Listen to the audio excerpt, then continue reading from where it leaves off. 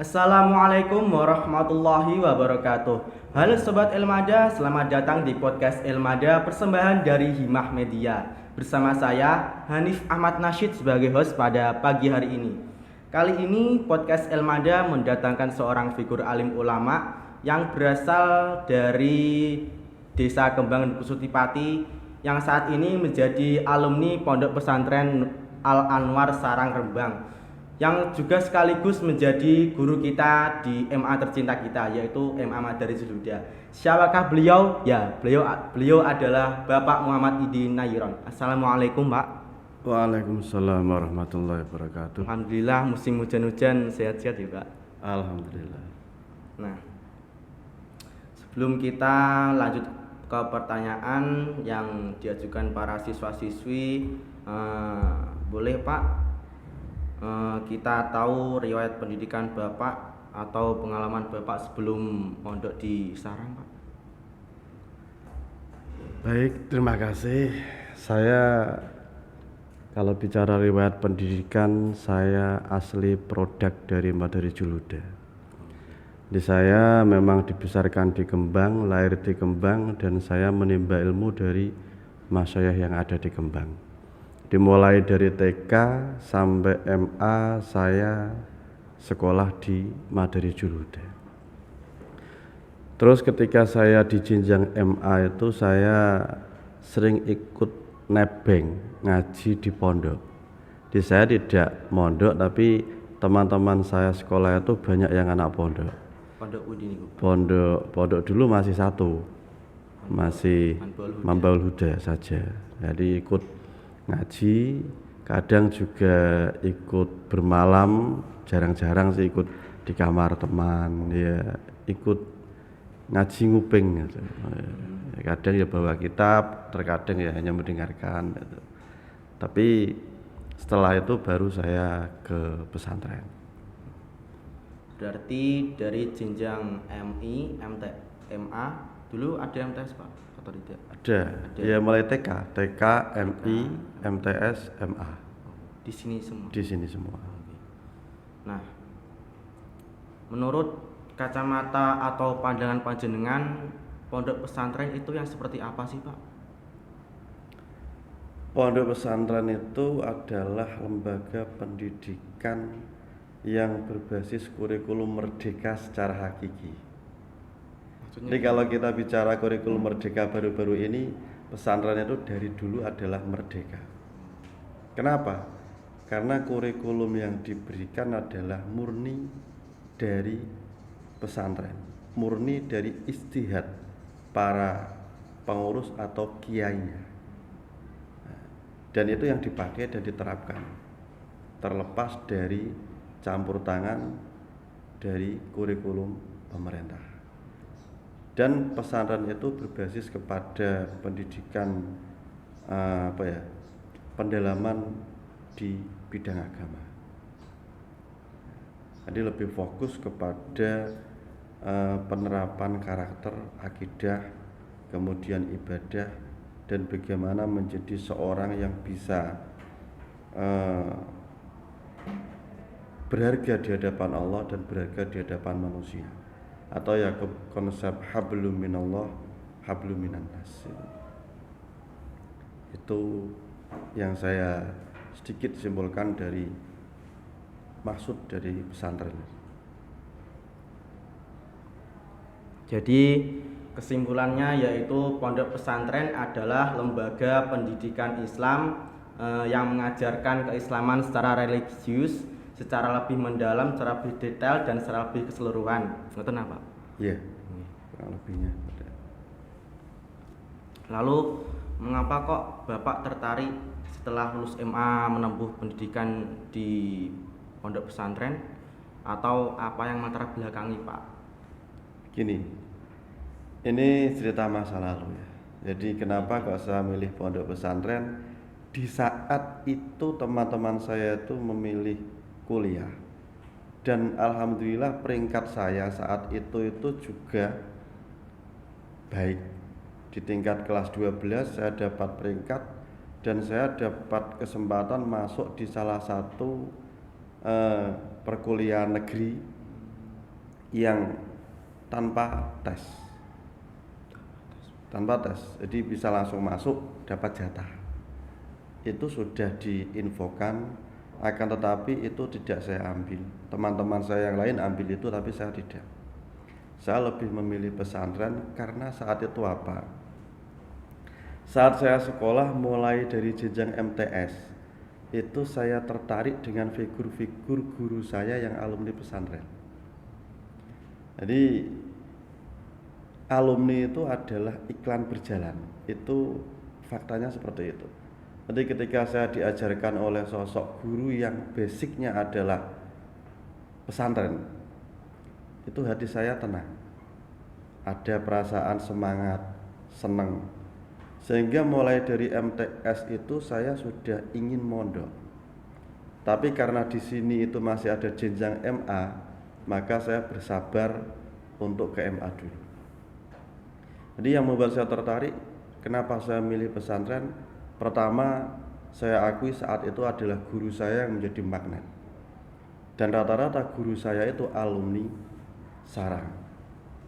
Sehingga saya memilih untuk jalur pondok, dan itu adalah sarang.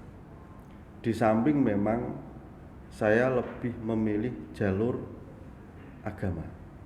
Jadi saya kebetulan masuk di keagamaan saat itu, dan yang paling pas relevan adalah pondok pesantren. Dan memang itu saya sadari, saya pilih karena dari MTS saya sudah tertarik ke pesantren. Jadi saya memilih batu loncatan di mapel agama yang di situ banyak menunjang untuk ke pesantren. Itu. Dan kemudian yang kedua adalah orang tua saya. Orang tua saya itu ingin anaknya itu lebih di pondok pesantren, intinya itu. Jadi orang tua saya tuh ingin saya mondok. Jadi saya secara pribadi ingin, dan juga orang tua saya juga di doa-doanya itu ya, ingin saya itu ke pesantren. Dan alhamdulillah itu saya jalani, dan ya sampai akhirnya saya lulus. Bukan berarti saya tidak suka kuliah, karena setelah dari pesantren saya juga kuliah. Jadi hanya saya memilih ke pesantren dulu. Nah, biasanya seperti itu. Berarti tekad Bapak sendiri dan tekad dari orang tua, Pak? Ya, tekad saya dan juga keinginan orang tua. Aslinya saya dengan orang tua juga tidak banyak komunikasi, tetapi punya satu keinginan yang ternyata itu sama.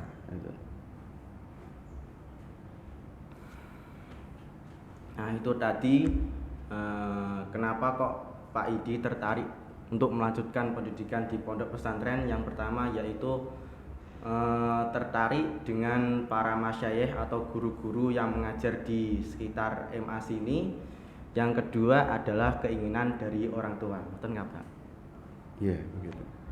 Nah, lalu apa sih, Pak, bedanya pondok pesantren dengan lembaga pendidikan Islam yang lainnya? Kalau kita bicara pondok pesantren, ini ada satu ciri khas yang mungkin tidak dimiliki, atau dimiliki tapi tidak begitu banyak porsinya ya, oleh lembaga lain. Yaitu apa? Al-hikmah wal barokah. Al-hikmah wal barokah ini adalah satu nilai yang diyakini oleh para santri di pesantren, dan itu dijunjung tinggi oleh para santri, bahwasanya memang itu adalah ada. Jadi barokah itu bukan sesuatu yang bisa dimatematika, karena itu sesuatu yang kategori tidak tampak.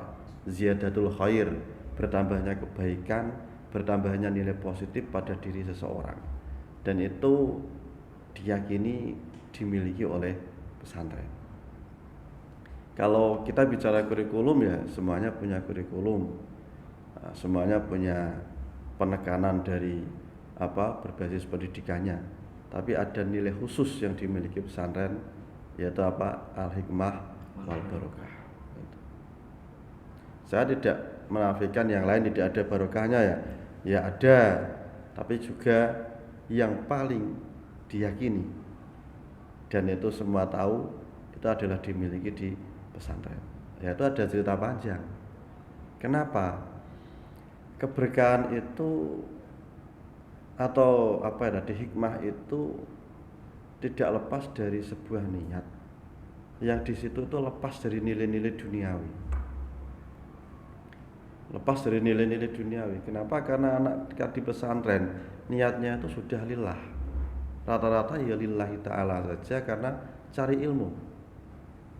Orientasinya tidak untuk mencari dunia. Kenapa? Kalau kita bicara ijazahnya, pada saat itu ijazah tidak payu pesantren. Mungkin kalau sekarang ada muadalah ya.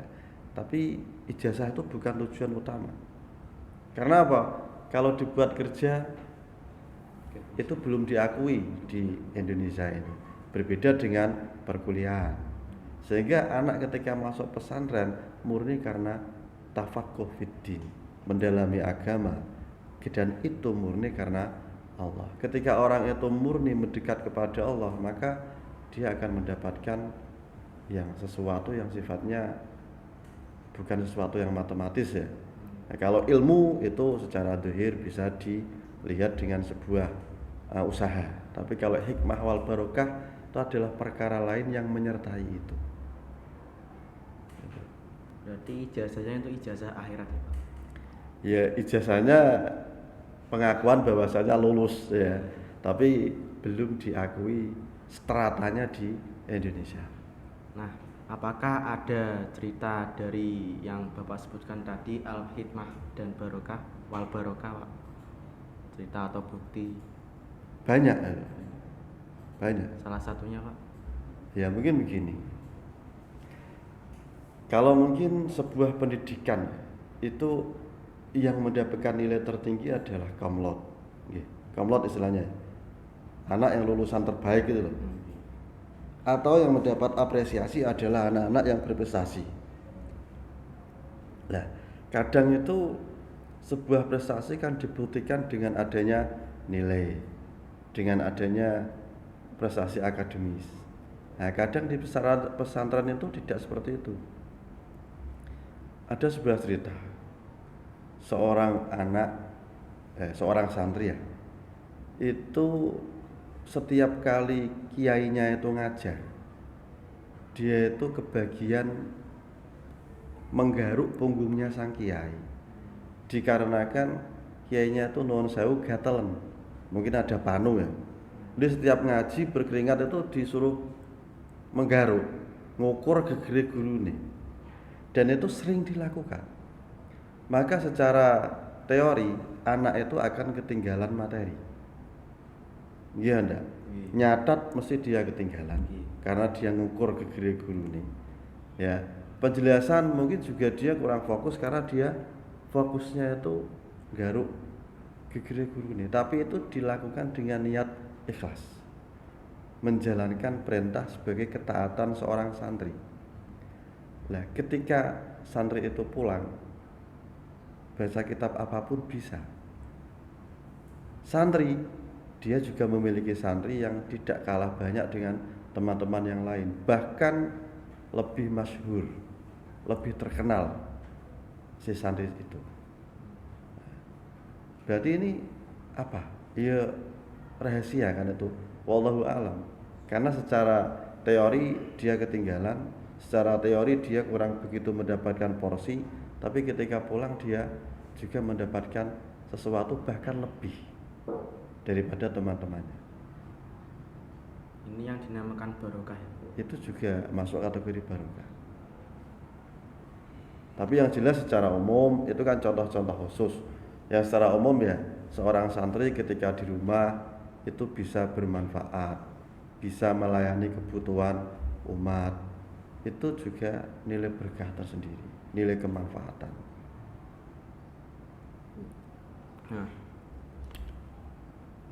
di dalam masuk ke suatu lembaga pendidikan atau pondok pesantren yang ditempuh Bapak dulu, pasti ada beberapa persiapan yang Bapak siapkan sebelum masuk ke pondok pesantren Pak. Apa saja itu Pak? Kalau persiapan saya ya hanya niat dan mental. Karena apa? Kalau kita bicara uang itu bukan saya yang menyiapkan. Kan gitu, jujur kan? Kalau kita bicara sangunya cari ilmu, diantaranya adalah apa? Bulgo, materi, sangu itu ya. Dan itu terus terang bukan saya yang menyiapkan. Itu adalah orang tua saya yang memang setuju dan mengizinkan saya melanjutkan, sehingga beliau yang menyiapkan itu. Yang murni saya niatkan adalah, yang murni saya siapkan itu apa? Niat, keyakinan, mental bahwasanya saya akan menempuh jalur pendidikan yang tidak sebentar, dan itu saya harus siap. Itu yang saya siapkan. Karena ketika kita bicara pesantren, setahun 2 tahun itu belum apa-apa. Ini minimal itu harus di atas 7 tahun kalau saya. Tapi kalau standar umum ya minimal 5 tahun, di atas 5 tahun. Tapi bagi saya pantang kembali sebelum minimal 7 tahun. Dan alhamdulillah 7 itu saya lampaui, bahkan lebih. Jadi kalau persiapan ya hanya niat dan mental itu. Mental apa? Supaya saya tidak kembali sebelum waktunya, supaya saya kembali sebelum mendapatkan apa-apa. Itu yang saya siapkan, hanya itu. Nah, jadi yang harus dipersiapkan sebelum kalian mondok yaitu tadi niat dan mental. Jadi ketika kalian sebelum mau masuk pondok kan, kalian harus meniatkan dulu dari rumah, minta restu orang tua. Setelah minta restu orang tua, kalian harus niat mondok tenanan. Dan yang kedua yaitu mental harus dipersiapkan setelah niat. Mental apa saja yang harus dipersiapkan, yaitu tadi seperti kalian belum mondok, kalian harus siap mental setelah mondok, ya itu saja. Nah, di pondok pesantren kan pasti ada metode pembelajaran ya Pak. Nah, apa saja itu metode pembelajarannya Pak? Metode pembelajaran yang ada di pondok itu adalah metode pembelajaran yang aktif dan aplikatif.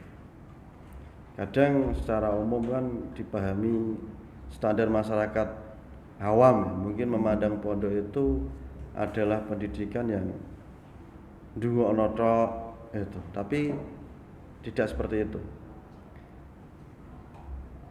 Ngaji atau kurikulum yang disampaikan itu rata-rata ya hampir sama dengan lembaga pendidikan.